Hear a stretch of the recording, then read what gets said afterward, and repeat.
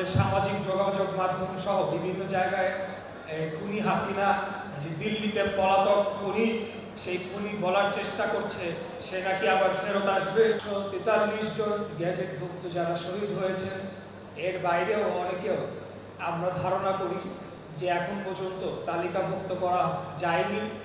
তথ্যের অভাবে হোক বা যে কোনো কারণেই হোক, আমরা সকলকে তালিকাভুক্ত করার অক্লান্ত চেষ্টা করব এবং দ্রুততম সময়ে এই তালিকাটি সম্পন্ন করে সকলে যারা শহীদ হয়েছেন তাদের স্মৃতি সংরক্ষণ করার জন্য তাদের যে তথ্য, সেই তথ্য আমরা সংরক্ষণ করব আমাদের মন্ত্রণালয়ের পক্ষ থেকে, এবং তাদের জীবন বৃত্তান্ত এবং কর্মকাণ্ড এবং বিগত দিনে আন্দোলন সংগ্রামী তাদের তথ্যচিত্র যাই আছে যতটুকুই পাওয়া যায় সকল কিছু সংরক্ষণের মাধ্যমে আমরা একটা নির্ভুল শহীদদের তালিকা প্রণয়ন করতে চাই।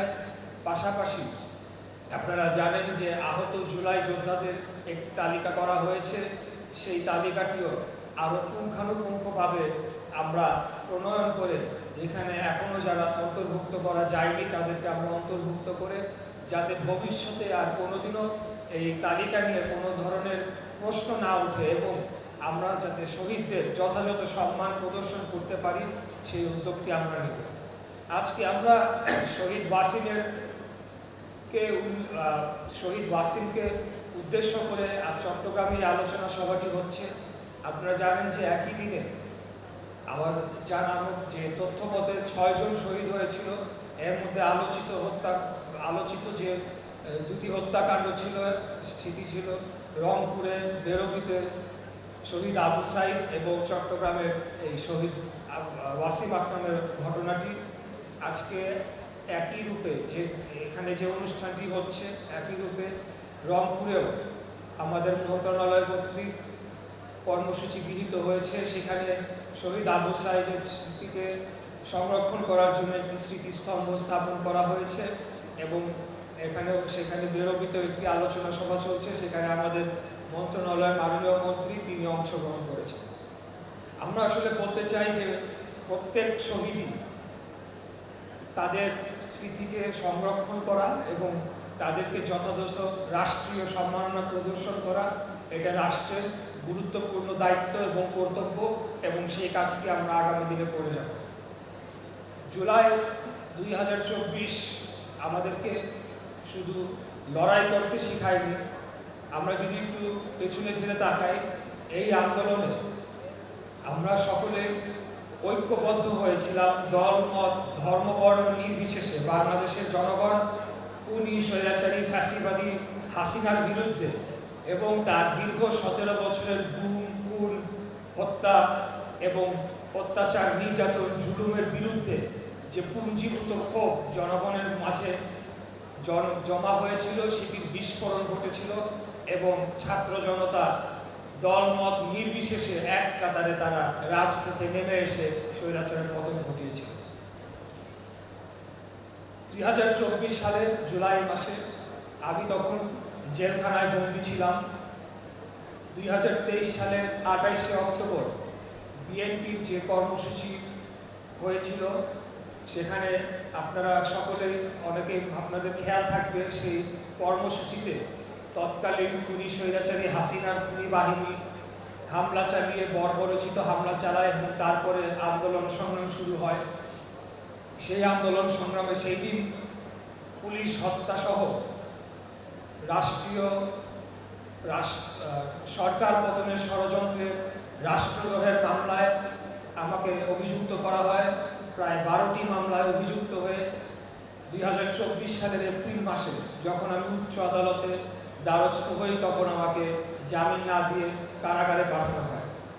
এই কথাটি আমি কেন বললাম, কারণ জুলাইয়ের এই অভ্যুত্থানের সময় প্রত্যেকটি মুহূর্ত আমার কাছে মনে হয়েছে যে আজকে যদি আমি রাজপথে থাকতাম, আজকে যদি আমি জেলখানার বাইরে থাকতাম, তাহলে অবশ্যই আমি রাজপথে সবার আগে সামনে দাঁড়িয়ে এই আন্দোলন সংগ্রামে অংশগ্রহণ করে আমার দেশ এবং জনগণের প্রতি যে গুরু দায়িত্ব রয়েছে সেটি অবশ্যই আমি পালন করতাম।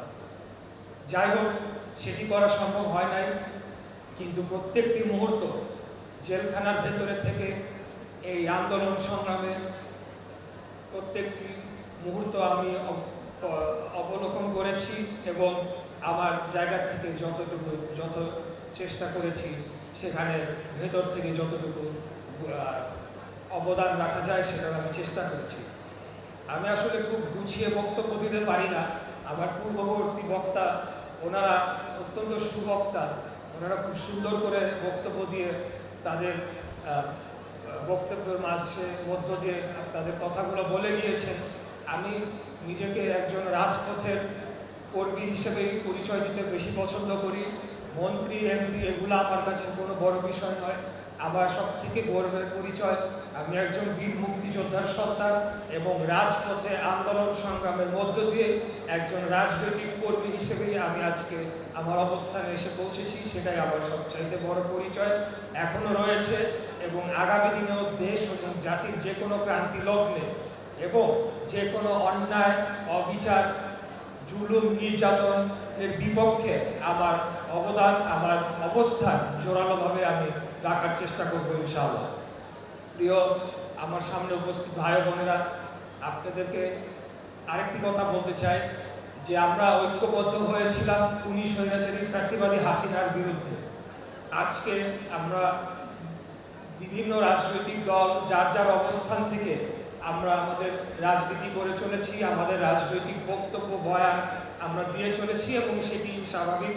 গণতান্ত্রিক যে কোনো রাষ্ট্রে সব বিভিন্ন রাজনৈতিক মত থাকবে, বিভিন্ন রাজনৈতিক দর্শন থাকবে, কিন্তু দিন শেষে আমরা জনগণের কাছে আমাদের দ্বারস্থ হব এবং জনগণ ভোট দিয়ে যাদের নির্বাচিত করবে তারাই রাষ্ট্র পরিচালনার দায়িত্ব পালন করবে, সেই নীতিতে আমরা বিশ্বাস করি।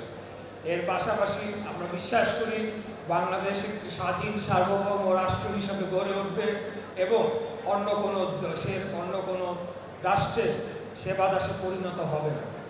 যে কারণে মহান মুক্তিযুদ্ধ হয়েছিল 1971 সালে তৎকালীন পাকিস্তান কর্তৃক আমাদের দেশকে দাবিয়ে রেখে একটি ভিন্ন রাষ্ট্রের একটি দাস হিসাবে আমাদেরকে দাবিয়ে রাখতে চেষ্টা করেছিল। তার প্রতিবাদে জনগণ জেগে উঠে এবং যুদ্ধ করে। একইভাবে আমি মনে করি 2024 সালেও আমাদের পার্শ্ববর্তী রাষ্ট্র ভারতের যে সেবাদাসে বাংলাদেশকে পরিণত করেছিল খুনি স্বৈরাচারী ফ্যাসিবাদী হাসিনার সরকার, তার বিরুদ্ধেও একটা ক্ষোভ প্রকাশ ছিল 2024-এর জুলাই গণঅভ্যুত্থানের একটা অন্যতম উপাদান।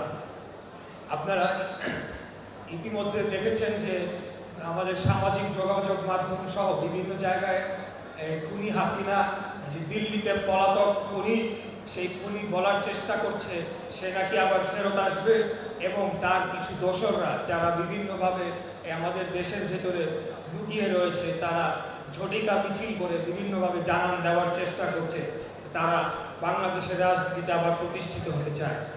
আমি আপনাদেরকে কথা দিতে চাই, ইনশাল্লাহ বাংলাদেশে আর কোনোদিনও ফ্যাসিবাদের প্রতিষ্ঠা হওয়ার কোনো সুযোগ নাই, এই কথা আমি আপনাদেরকে দিতে চাই। অতীতেও আমরা যখন খুনি স্বৈরাচারী হাসিনার বিরুদ্ধে আন্দোলন সংগ্রাম করেছি, আমাদের ঢাকা শহরে আমার কিছু দামাল ছেলে পেলে আছে, আমার সাথে তখন মিছিল করত আর স্লোগান দিত ফাঁসি ফাঁসি ফাঁসি চাই, খুনি হাসিনার ফাঁসি চাই। তখনও আওয়ামী লীগ সরকার ক্ষমতায়, হাসিনা সরকার ক্ষমতায়।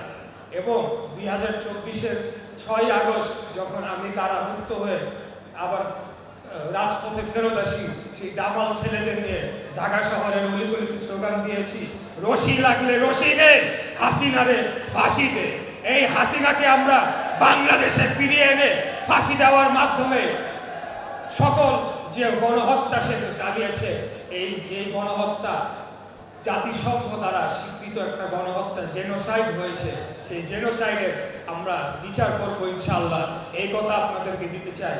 আবারও যদি ফ্যাসিবাদ ফিরে আসার কোনো ধরনের চেষ্টা করে, আমি বিশ্বাস করি বাংলাদেশের জনগণ বসে থাকবে না। আমরা আবারও দল, মত, ধর্ম, বর্ণ নির্বিশেষে রাজপথে নেমে এসে খুনি হাসিনার যেখানেই পাওয়া যাবে তাকে ধরে এনে এই ফাঁসির রায় কার্যকর করার মাধ্যমে আমরা শহীদদের রক্তের প্রতিদান দিব ইনশাআল্লাহ। এবং এই কাজে আমি বিশ্বাস করি সকলে যারা বিগত দিনে আন্দোলন সংগ্রামে আমাদের পাশে ছিলেন, সকল যারা শহীদ পরিবাররা রয়েছে, যারা আহত জুলাই যোদ্ধারা রয়েছেন, সকলকে আমরা পাশে পাবো ইনশাআল্লাহ। আপনাদেরকে বক্তব্য দীর্ঘায়িত করতে চাই না, সবাইকে ধন্যবাদ জানাতে চাই। দীর্ঘক্ষণ আপনারা অপেক্ষা করেছেন, আমাদের এই অনুষ্ঠানকে সফল করেছেন।